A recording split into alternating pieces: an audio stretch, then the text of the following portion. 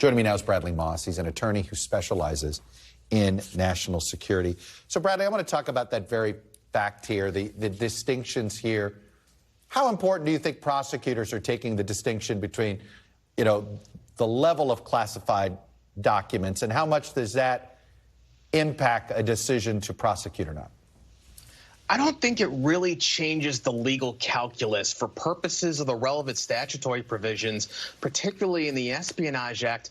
It's national defense information or it's not. It doesn't necessarily matter if it's confidential, secret, top secret. Obviously, that would play a role if the person was convicted, it went to sentencing. The greater amount of documents and the higher sensitivity would be an aggravating factor.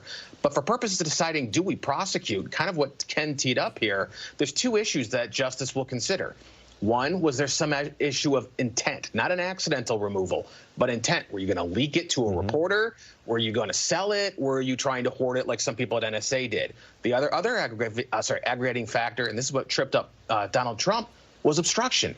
Do you obstruct, conceal, or otherwise get in the way of the government recovering those documents? That's why so far, and we've just got fragmented reporting right now, we don't have all the facts yet, but so far, I don't see a lot of criminal exposure for Joe Biden. Right. I still see a lot for Donald Trump. Let me ask you this. Do you think if the documents had been the lowest level of classification, we'd have seen a special counsel?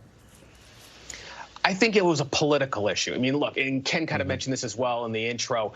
It's pure political optics. They kind of were stuck with this because there was already the Trump special counsel, and they're recognizing that a special counsel still reports to Garland. The personnel, almost all are going to come from within DOJ. It's probably going to be some of the same investigators and line attorneys that were already working on it. If the special counsel wants to recommend an indictment against people within Biden's team, he's going to go to Garland first. If he were to try to make some type of recommendation to go against DOJ policy about indicting a sitting president, he's going to go to Garland first. Let me ask you this. Why do we think the archives knew what Trump had, but nobody seemed to know what Biden had to ask for it?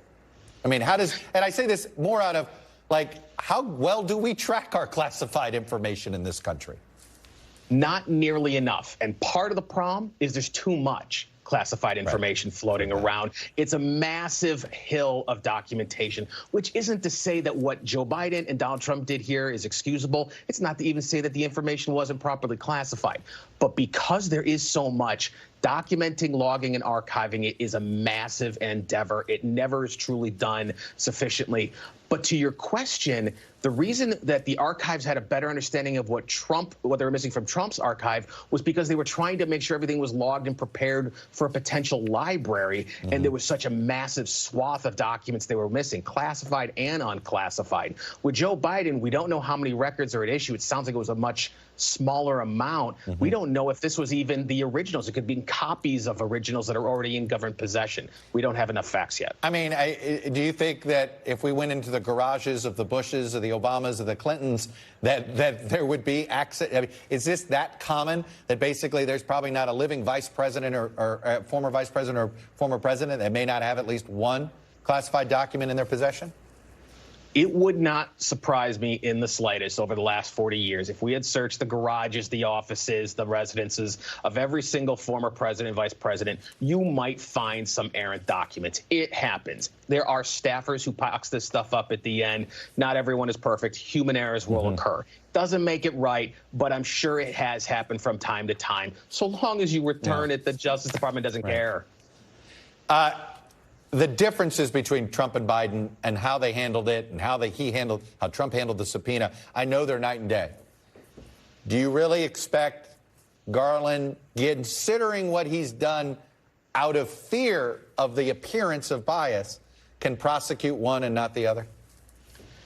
I do, and here's the reason why. I think if they choose to pursue this path, if they go against Donald Trump and they conclude not to bring charges or recommend anything to the House with respect to impeachment in terms of Joe Biden, the reason will be to make a point that they want to make clear to people that we will distinguish in how you cooperate us. If you do it right, if you return the documents properly, if you cooperate, if you are not obstructive, we will generally let you off with a slap on the wrist. Maybe the staffers get clearance problems, they hire me.